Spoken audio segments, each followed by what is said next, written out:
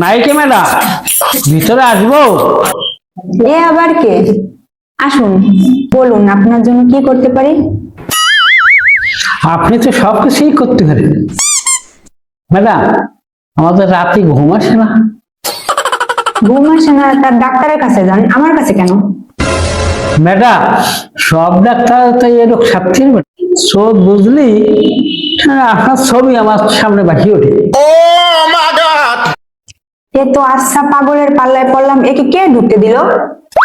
আমার কিন্তু মেলা টাকা পয়সা আছে। আমি এখন ব্যস্ত আছি, আপনি এখন যান। চলে যাচ্ছি, কোনো সমস্যা না। ওরে পাগল রে, যান এখান থেকে এখনই। স্কুলের পড়তো না? ঠিক আছে, এসো।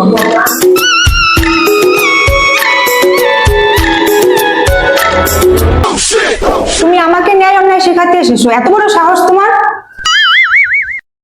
শোনো, সে কি কি করে সব তথ্য আমি পেয়েছি।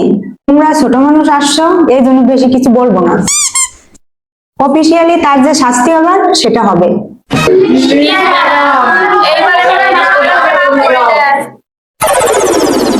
আচ্ছা ঠিক আছে, এবারের মতো মাফ করে দিলাম। তবে এরপর যদি আবার কোনো অভিযোগ আমার কানে আসে, তখন কিন্তু আমি ক্ষমা করবো না।